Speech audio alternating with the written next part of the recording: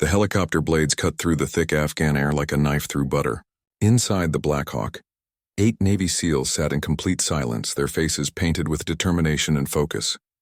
The mission was supposed to be simple: extract a high-value target from a compound in the mountains and get out before dawn. But nothing in Afghanistan was ever simple. Staff Sergeant Marcus Chen checked his watch for the 3rd time in 5 minutes. They were running behind schedule, and every second counted in operations like this.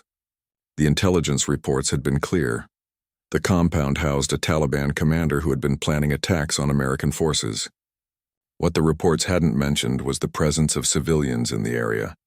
The pilot's voice crackled through their headsets. 2 minutes to drop zone. Weather's getting rough up there, so we'll have to make this fast. Chen nodded and signaled to his team. Each man performed final equipment checks with practiced efficiency. Their weapons were loaded, their night vision goggles tested, and their communication systems working perfectly. These men had trained together for years, and they moved like parts of a single machine. As the helicopter began its descent, Chen caught sight of something that made his stomach drop. Smoke was rising from the compound below, and bright flashes of gunfire lit up the darkness. The intelligence had been wrong. The target wasn't sleeping peacefully in his bed. He was in the middle of a firefight. "Looks like we're walking into a hot zone," Chen spoke into his microphone. His team members exchanged glances but showed no fear. They had been in worse situations before and lived to tell about it. The helicopter touched down in a cloud of dust and debris. The SEALs poured out of the aircraft like water from a broken dam, each man moving to his assigned position without hesitation. The sound of automatic weapons fire grew louder as they approached the compound walls. Chen's radio crackled with updates from their intelligence officer. Multiple hostiles confirmed inside the compound. At least 15 armed fighters. Target is believed to be in the main building, 2nd floor. The team moved forward in formation, using hand signals to communicate their positions. The compound was larger than it had appeared in the satellite photos, with multiple buildings connected by narrow alleyways. Perfect places for ambushes. As they reached the outer wall, the sound of screaming cut through the night air. It wasn't the sound of men in battle. It was the sound of pure terror. Women and children were trapped somewhere inside the compound, caught in the crossfire between the Taliban fighters and an unknown enemy. Chen made a split-second decision that would change everything. Instead of heading directly for their target, he directed half his team toward the sounds of civilian distress. In the SEAL teams, protecting innocent life was just as important as completing the mission. They breached the wall using small explosive charges and moved into the compound like shadows. The layout was confusing, with buildings that seemed to have been added over many years without any real plan. Narrow passages led in multiple directions, and the sound of gunfire echoed off the walls, making it difficult to determine where the fighting was actually taking place. Petty Officer Jake Rodriguez, the team's medic, moved close behind Chen. His medical bag was fully stocked, and he had already treated 3 wounded soldiers during their previous mission, 2 weeks earlier. Rodriguez had joined the Navy to serve his country, but he had become a medic because he wanted to save lives, not just take them. As they rounded a corner, they came face to face with 2 Taliban fighters who were dragging a woman toward a building. The woman was young, maybe in her 20s, and she was bleeding from a wound on her arm. But what struck Rodriguez immediately was that she wasn't screaming or crying like the other civilians they had heard. She was completely silent, her eyes alert and calculating. The 2 SEALs took down the fighters quickly and quietly, using suppressed weapons to avoid alerting other enemies to their position. Chen approached the woman while Rodriguez checked the area for additional threats. "Ma'am, we're American soldiers. We're here to help," Chen said in careful Pashto, one of the local languages he had learned during his deployment. The woman looked at him with dark eyes that seemed to see everything. She nodded once but didn't speak. Rodriguez noticed that despite her injury, she was breathing steadily and showed no signs of shock. Most civilians who had been through what she appeared to have experienced would be in a state of panic. "She needs medical attention," Rodriguez said, moving toward her with his medical kit. As he knelt down to examine her wound, he noticed something that made him pause. The cut on her arm was clean and precise, more like a surgical incision than a wound from shrapnel or a bullet. It was also in a location that would bleed significantly, but wouldn't cause any permanent damage. The woman watched Rodriguez work with an intensity that made him uncomfortable. Most patients either looked away from their injuries or watched with fear and pain. This woman watched like she was studying his technique, memorizing every move he made. As Rodriguez cleaned the wound, he felt something under the woman's sleeve that made his blood run cold. It was a small hard object attached to her upper arm. His training kicked in immediately, and he recognized it as a communication device, the kind used by intelligence operatives to stay in contact with handlers. Rodriguez's hands continued working on the wound, but his mind was racing. This woman wasn't just a civilian caught in the wrong place at the wrong time. She was something else entirely, and Rodriguez had a sinking feeling that their mission had just become infinitely more complicated. The sound of approaching footsteps made Chen raise his weapon, but Rodriguez remained focused on his patient. As he worked, the woman spoke for the first time, her voice barely above a whisper. "You need to get your men out of here. Now." Her English was perfect, with no trace of a local accent. Rodriguez's hands stopped moving and he looked into her eyes. In that moment, he realized that everything they thought they knew about this mission was wrong. Rodriguez felt his heart skip a beat as the woman's words sank in. Her perfect English and calm demeanor in the middle of a firefight told him everything he needed to know. This was no ordinary civilian. He glanced at Chen, who had also heard her warning and was already scanning the area with increased alertness. "Who are you?" Rodriguez whispered as he continued treating her wound, trying to maintain the appearance of a normal medical procedure. The woman's eyes darted toward the shadows where Chen's team members were positioned. "Someone who's been trying to keep you alive for the past 3 months. The intelligence you received about this compound was fed to your command by my handlers. This whole operation is a trap." Chen moved closer, keeping his weapon ready but speaking in a low voice. "If this is a trap, why are you warning us?" Before the woman could answer, the sound of heavy footsteps echoed through the narrow alleyway. Rodriguez quickly finished bandaging her arm, while Chen signaled to his team to take defensive positions. The woman struggled to sit up, wincing slightly from her injury. "Because 18 months of undercover work is about to be destroyed, and a lot of good people are going to die if we don't get out of here in the next 5 minutes, she said, her voice gaining strength. Rodriguez helped her to her feet, noting how she moved with the fluid grace of someone trained in combat. Most civilians would be unsteady after losing blood and experiencing trauma, but this woman seemed to be getting stronger by the minute. "My name is Sarah Mitchell. I'm a CIA operative and I've been embedded with this Taliban cell for over a year. The man you came here to capture isn't just a local commander. He's a double agent working for Iranian intelligence, and he knows you're coming." Chen's radio crackled with an urgent message from his team leader. "Alpha 6, we've got movement all around the compound. At least 30 fighters taking positions. It looks like they were waiting for us." The pieces of the puzzle began falling into place in Rodriguez's mind. The clean nature of Sarah's wound, the communication device on her arm, and her calm behavior all made sense now. She had deliberately injured herself to create a believable cover story for when the SEALs found her. "How do we know you're telling the truth?" Chen asked, though his instincts were already telling him that she was. Sarah reached into her clothing and pulled out a small electronic device. "This contains 3 months of intelligence I've gathered on Iranian operations in this region. Names, dates, locations, and proof that they've been targeting American Special Operations teams specifically. Check the authentication codes.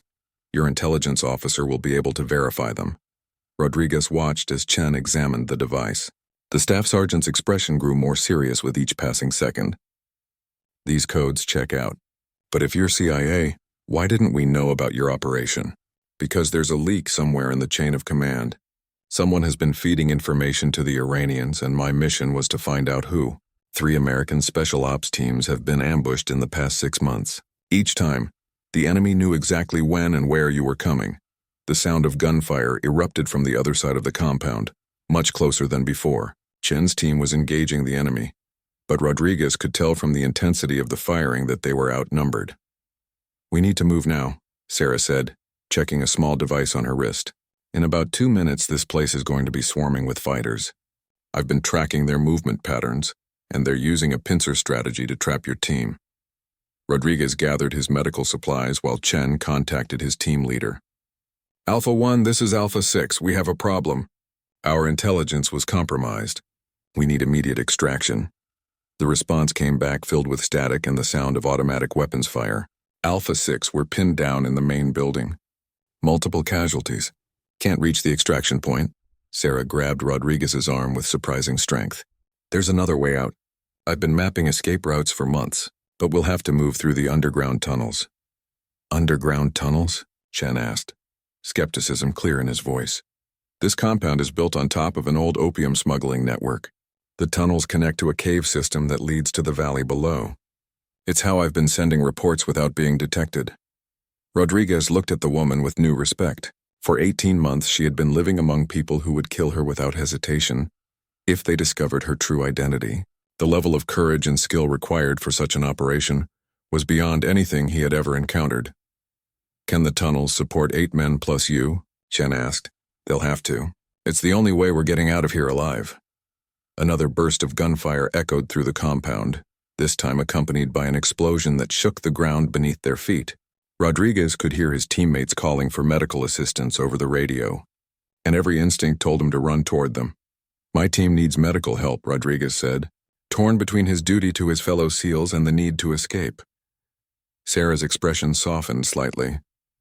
I know this is hard, but if you try to reach them through the compound, you'll be walking into a kill zone. The only way to save them is to use the tunnels to get behind the enemy positions. Chen made the decision that would define the rest of the mission. Alpha 1, this is Alpha 6. We're coming to you, but we're taking an alternate route. Hold your position and keep the enemy engaged. Help is coming. Sarah led them to what appeared to be a solid wall behind one of the smaller buildings. She pressed against a specific stone, and a section of the wall swung inward, revealing a narrow passage that disappeared into darkness.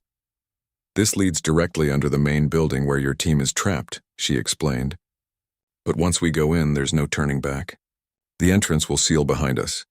Rodriguez checked his medical supplies one more time and looked at Chen. The staff sergeant nodded grimly, and they followed Sarah into the darkness, leaving behind everything they thought they knew about their mission. The tunnel was darker than anything Rodriguez had ever experienced. Even with their night vision goggles, the narrow passage seemed to swallow light completely. The walls were rough stone carved by hand decades ago, and the air smelled of damp earth and something else, something that made Rodriguez's medical training kick into high. Alert! There's been recent bleeding down. Here, he whispered to Chen as they followed Sarah through the winding passage. I can smell it. Sarah's voice floated back to them from ahead. 3 Taliban fighters tried to use this route to escape 2 days ago. They didn't make it out. The implication was clear, and Rodriguez found himself wondering exactly how many people Sarah had killed during her 18 months undercover.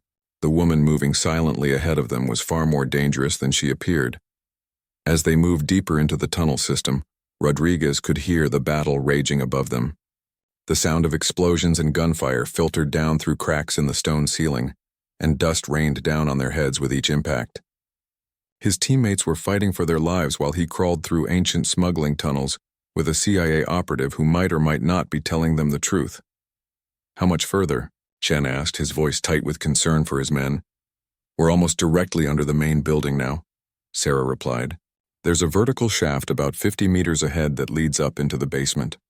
From there we can access the ground floor where your team is trapped. Rodriguez's radio crackled with fragments of conversation from his teammates. The static was worse underground, but he could make out enough to know that at least 2 men were wounded and they were running low on ammunition. Time was running out. The tunnel suddenly opened into a larger chamber and Sarah stopped so abruptly that Rodriguez nearly ran into her. In the green glow of their night vision, he could see why she had stopped. The chamber wasn't empty. 4 bodies lay scattered across the stone floor, all wearing Taliban clothing. But these weren't the fighters Sarah had mentioned.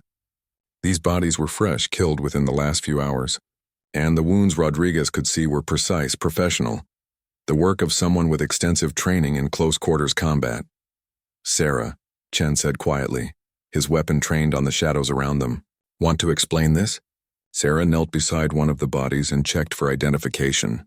These men were sent to secure the tunnel entrance after your helicopters were spotted. I had to stop them from cutting off our escape route. Rodriguez examined the wounds on the nearest body. 2 precise knife strikes to vital organs, delivered by someone who knew exactly what they were doing. This woman had killed 4 armed men in hand-to-hand combat while maintaining her cover as a wounded civilian. The level of skill required was almost beyond belief. "You did this alone?" Rodriguez asked. "I've been alone for 18 months, Sarah replied simply. "You learn to handle problems quickly when there's no backup coming." They moved past the bodies and reached the vertical shaft Sarah had mentioned. It was a natural fissure in the rock that had been widened by human hands, with crude handholds carved into the walls. Rodriguez could see light filtering down from above, and the sound of gunfire was much louder here. "The basement has 3 rooms," Sarah explained as she prepared to climb. "The shaft comes up in the storage room at the back. From there we can reach the stairs to the ground floor without being detected." Chen went first, moving up the shaft with practiced efficiency. Rodriguez followed, his medical bag secured tightly to his back. Sarah came last, moving with a fluid grace that spoke of extensive climbing experience.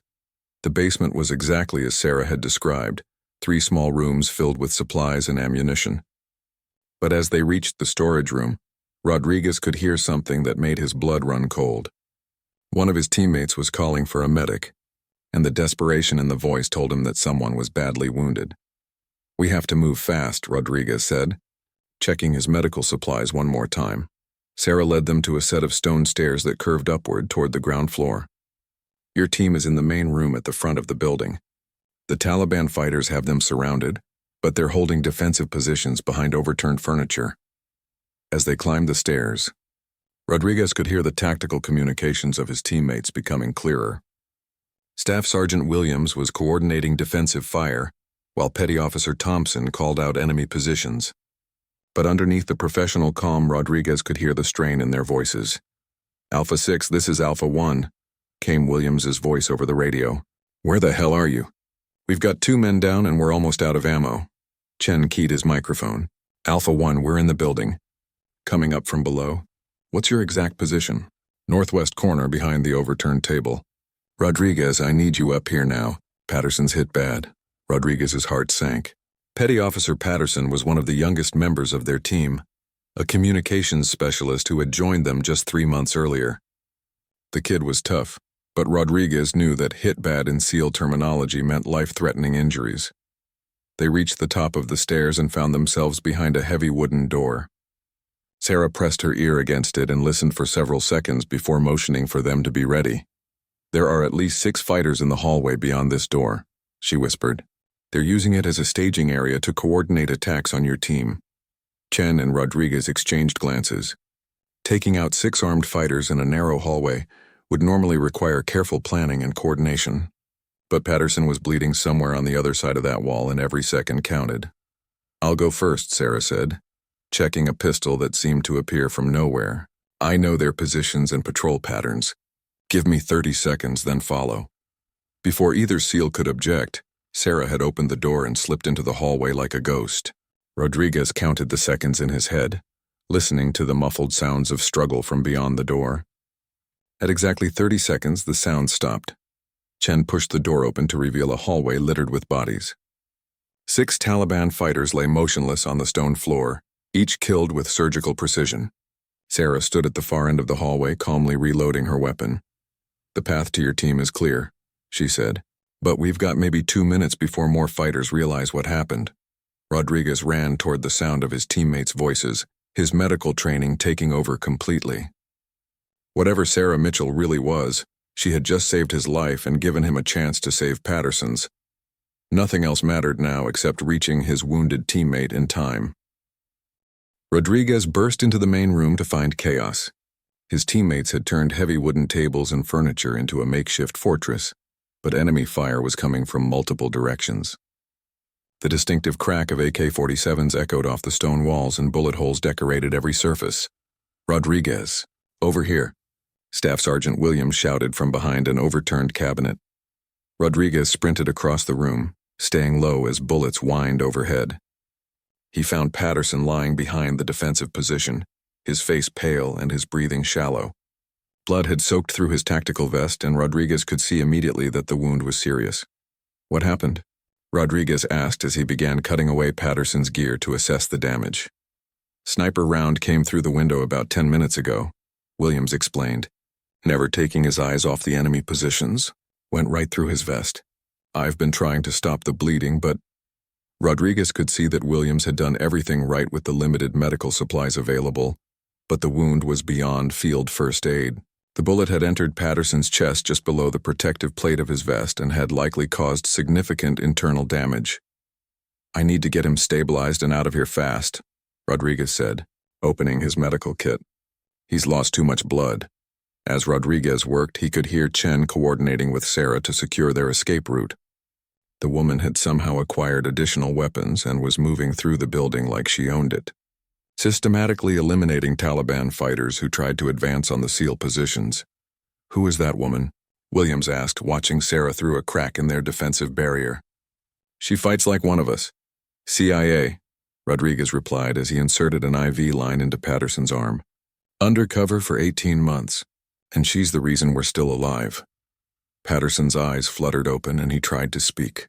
Rodriguez leaned close to hear him over the gunfire. "Doc, how bad is it?"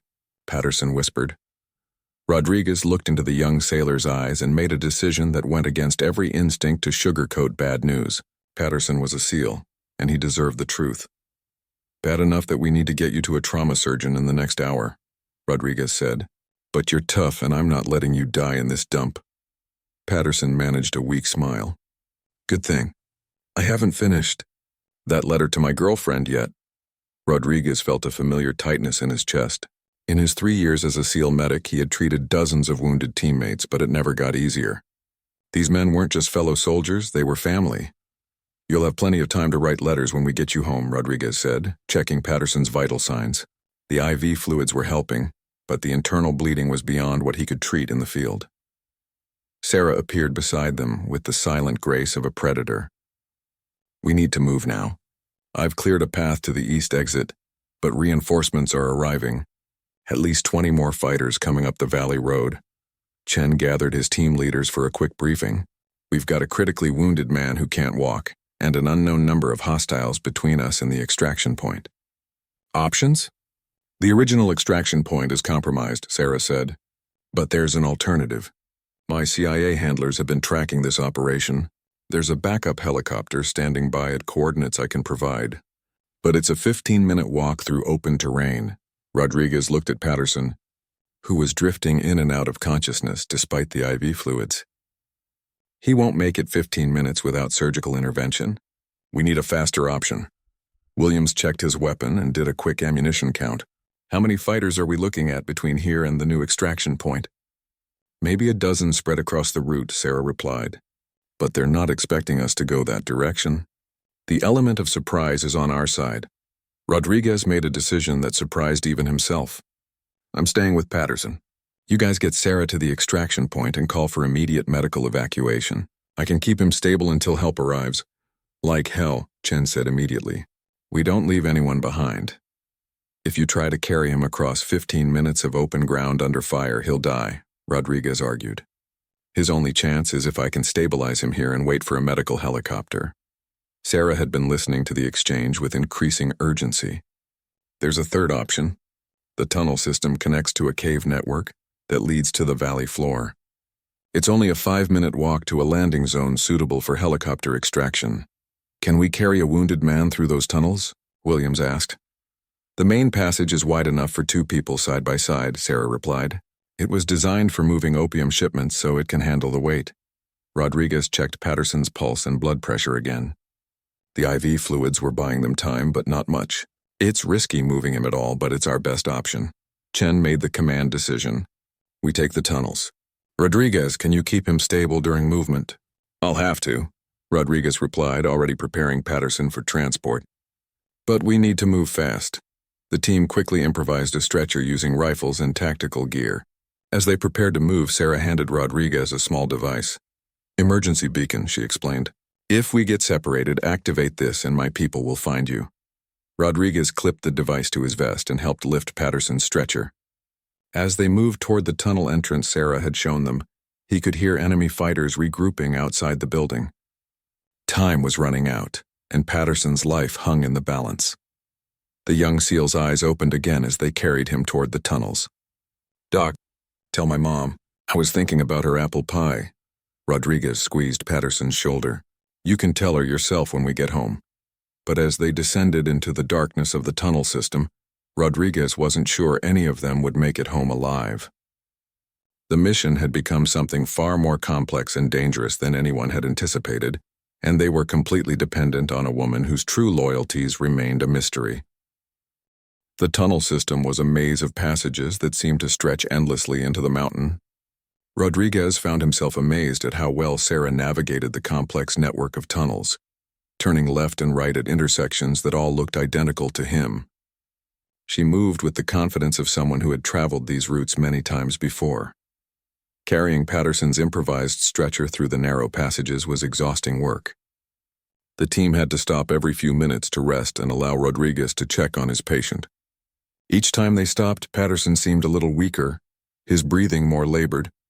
"How much further?" Rodriguez asked during their third rest stop, checking Patterson's pulse for what felt like the 100th time. "About halfway," Sarah replied, consulting a small device that appeared to be some kind of digital compass. "The main challenge is still ahead of us." "What kind of challenge?" Chen asked, his voice tight with concern. Sarah hesitated before answering. "There's a section where we have to cross an underground river. The water is cold and about chest deep. We'll need to carry the stretcher above our heads." Rodriguez felt his stomach drop. Moving a critically wounded patient through cold water would be incredibly dangerous. The shock to Patterson's system could kill him as surely as his wounds.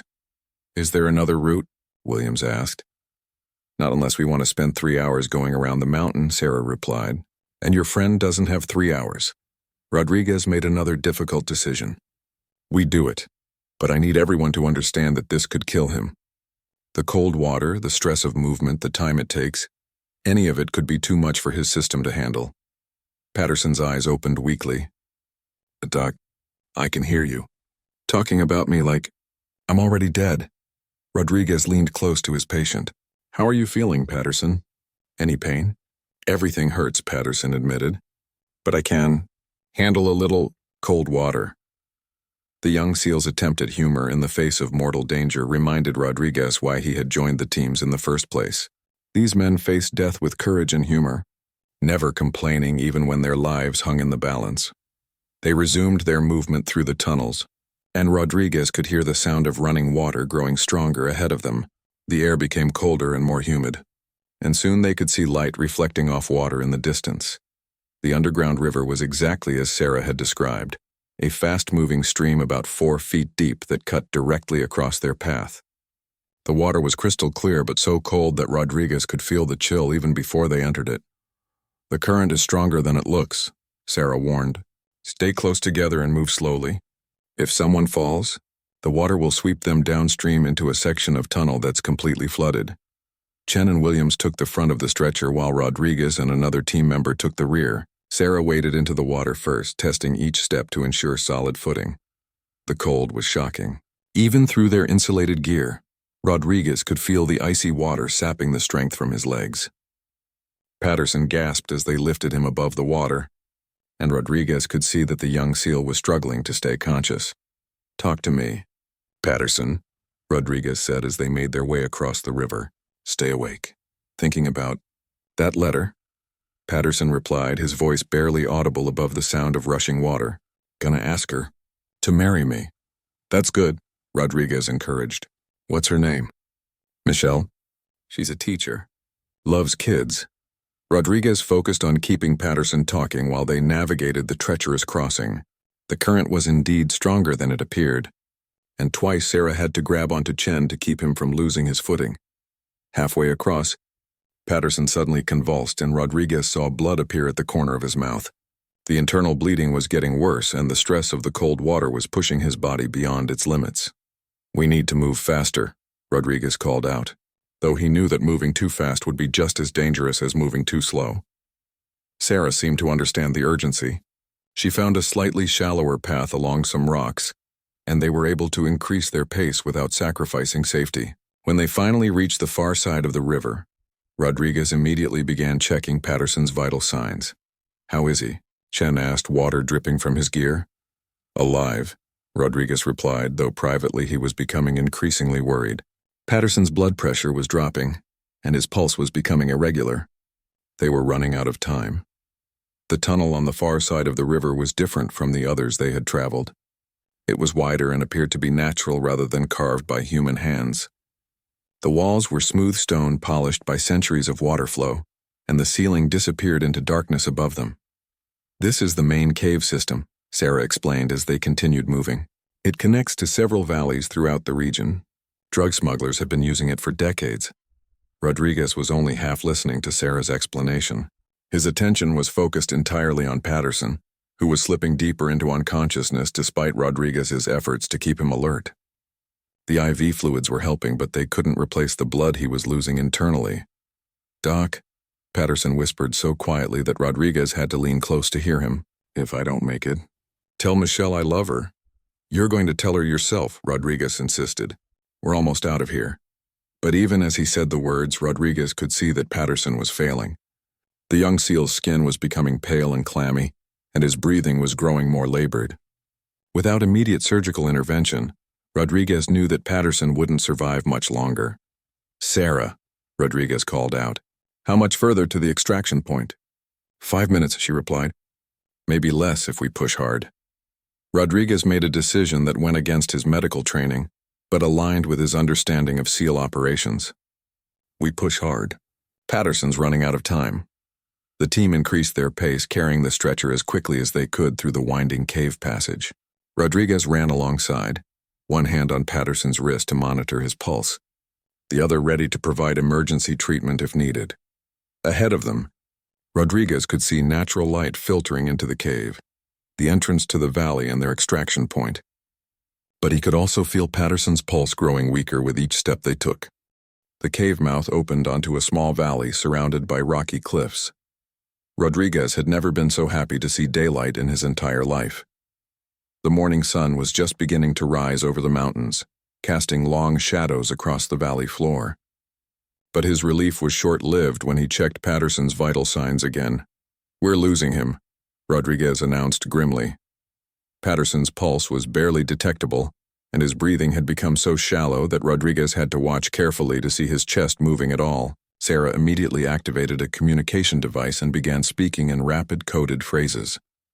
Rodriguez couldn't understand the specific words, but the urgency in her tone was unmistakable. She was calling for immediate medical evacuation. "How long until the helicopter arrives?" Chen asked, helping to set Patterson's stretcher down in a sheltered area near some rocks. "They were already airborne when I called," Sarah replied. "Maybe 3 minutes." Rodriguez began emergency resuscitation. Procedures: checking Patterson's airway and breathing while preparing additional IV fluids.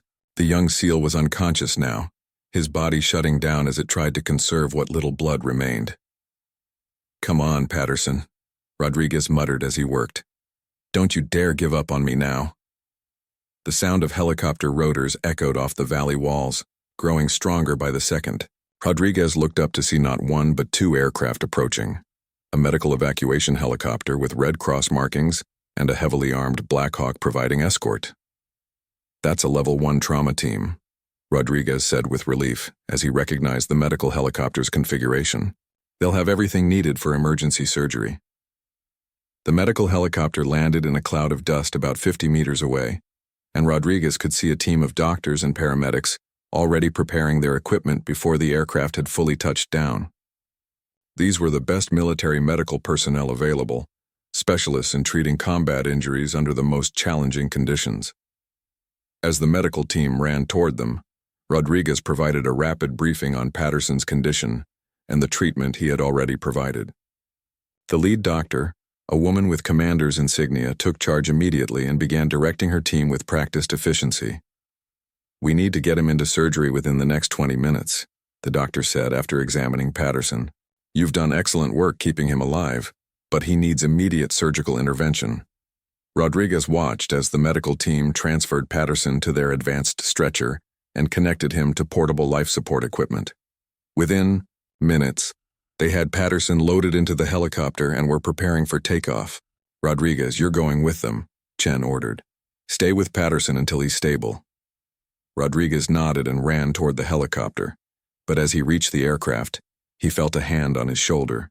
Sarah was standing behind him, her expression serious. "There's something you need to know before you go," she said, having to shout over the noise of the helicopter engines. "This mission isn't over. The intelligence I gathered over the past 18 months, it's bigger than just this one compound." "What do you mean?" Rodriguez asked, torn between his concern for Patterson and his curiosity about Sarah's revelation.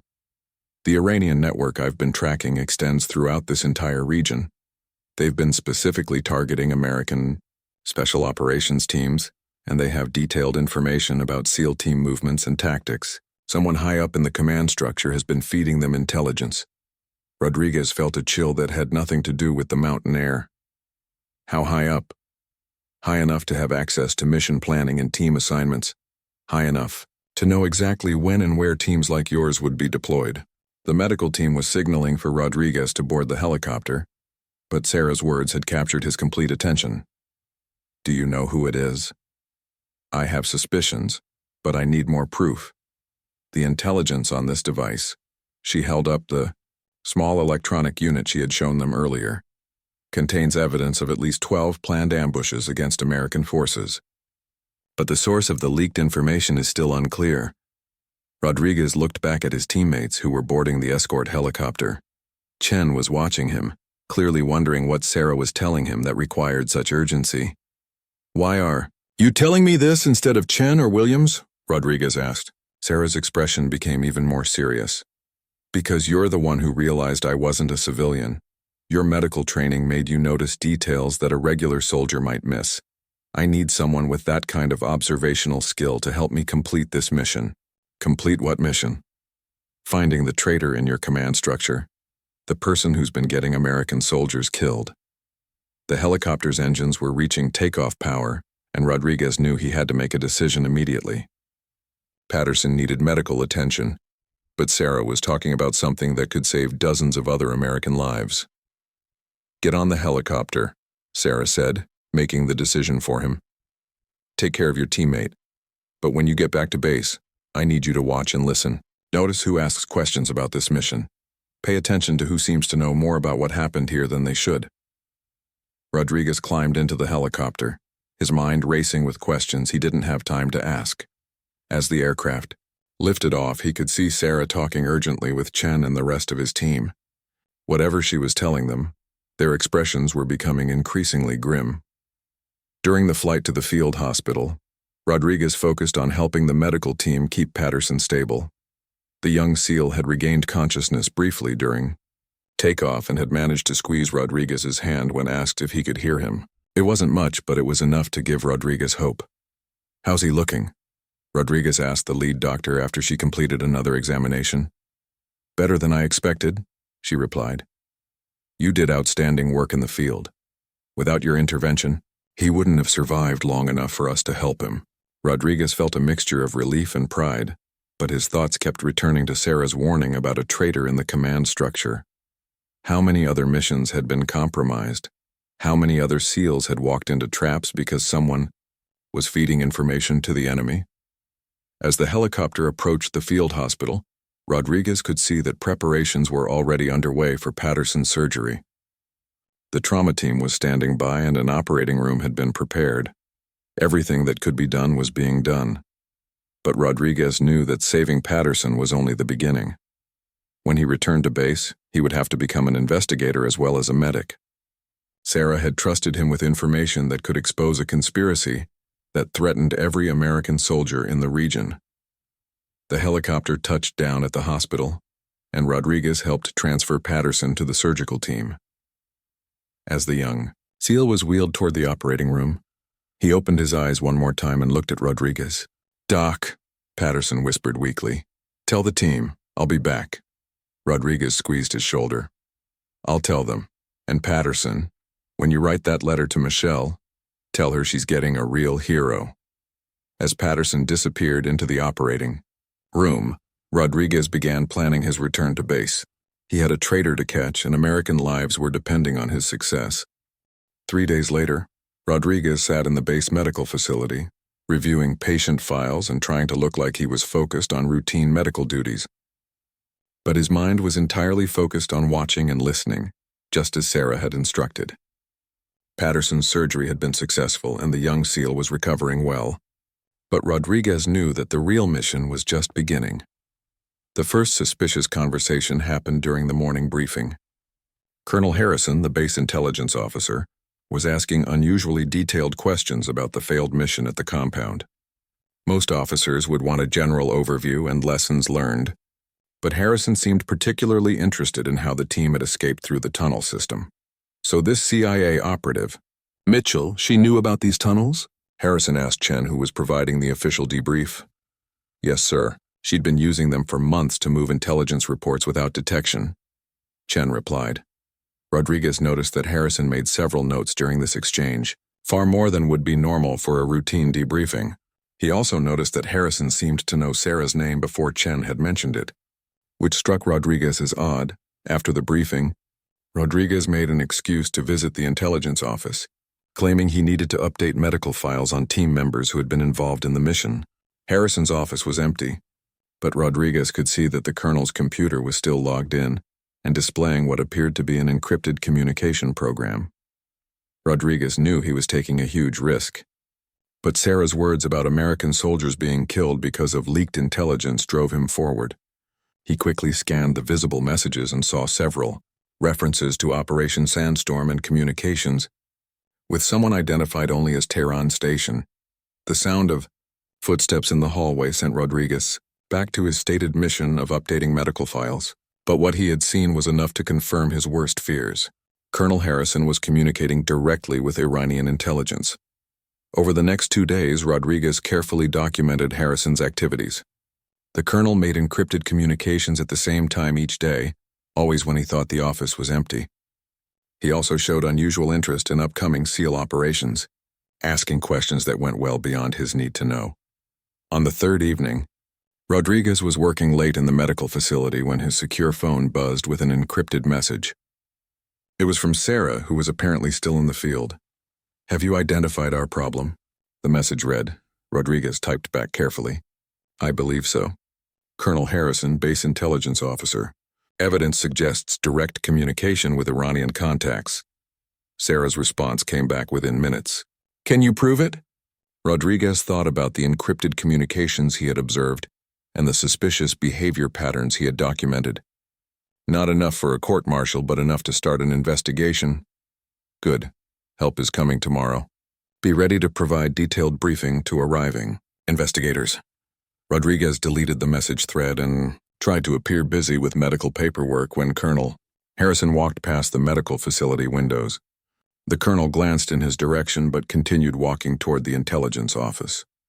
The next morning, Rodriguez was conducting routine medical checks when he noticed 2 men in civilian clothes talking quietly with the base commander. They had the unmistakable look of federal investigators, serious expressions, expensive suits that didn't quite fit the military environment, and the kind of alertness that came from years of hunting people who betrayed their country. An hour later, Rodriguez was called to a private meeting room where he found the 2 investigators, the base commander and Sarah Mitchell. She was dressed in clean civilian clothes and looked nothing like the wounded woman they had found in the compound 5 days earlier. Petty Officer Rodriguez, the lead investigator said, Agent Mitchell has briefed us on your observations regarding Colonel Harrison. We'd like you to provide a detailed account of what you've seen and heard. Rodriguez spent the next hour describing Harrison's suspicious behavior, the encrypted communications, and the unusual questions about SEAL operations. The investigators took careful notes and asked specific questions about timing and details. This confirms what Agent Mitchell's intelligence has suggested, the second investigator said when Rodriguez finished. Colonel Harrison has been feeding operational details to Iranian intelligence for at least 8 months. 3 American special operations teams have been ambushed as a direct result of his betrayal. Sarah spoke for the first time since Rodriguez had entered the room. We're moving to arrest him this afternoon, but we need to catch him in the act of transmitting classified information to ensure the charges stick. What do you need from me? Rodriguez asked. Keep doing exactly what you've been doing, the lead investigator replied. Act normal, follow your routine, and let us handle the rest. That afternoon, Rodriguez was in the medical facility when he heard the commotion from the intelligence office. Through his window, he could see federal agents escorting Colonel Harrison to a waiting vehicle. the colonel's hands secured behind his back. Other agents were carrying boxes of evidence from his office. An hour later, Sarah appeared at the medical facility door. She looked tired but satisfied. "It's over," she said simply. Harrison was transmitting the location and timing of tonight's planned operation when we arrested him. "We have everything we need for a conviction." Rodriguez felt a mixture of relief and anger. "How many good soldiers died because of his betrayal?" 14 killed, 23 wounded over the past 8 months, Sarah replied.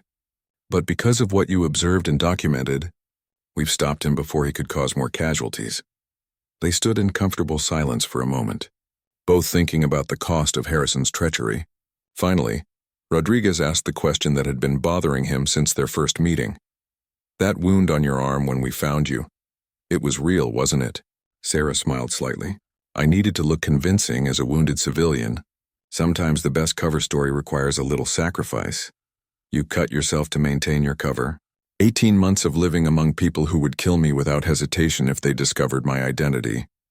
A small cut was nothing compared to what would have happened if my cover had been blown." Rodriguez shook his head in amazement. "What happens now?" "Harrison will face trial for treason.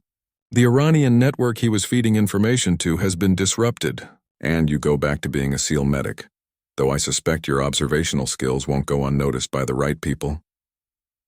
A week later, Rodriguez received word that Patterson was being transferred back to the United States for continued recovery. The young SEAL had written his letter to Michelle, and she had said yes to his proposal. Sometimes, Rodriguez reflected, the best missions were the ones where everyone made it home alive. As he watched Patterson's medical evacuation helicopter disappear into the distance, Rodriguez thought about Sarah Mitchell, wherever she was now, the woman who had bled but remained silent, who had saved their lives while maintaining a cover that could have gotten her killed at any moment. She was proof that heroes came in all forms, and sometimes the most important battles were fought by people whose names would never be known. The compound in the mountains was quiet now, its secrets revealed and its threats neutralized, but Rodriguez knew that somewhere, other silent heroes were working in the shadows, bleeding but never breaking, protecting the lives of soldiers who would never know their names.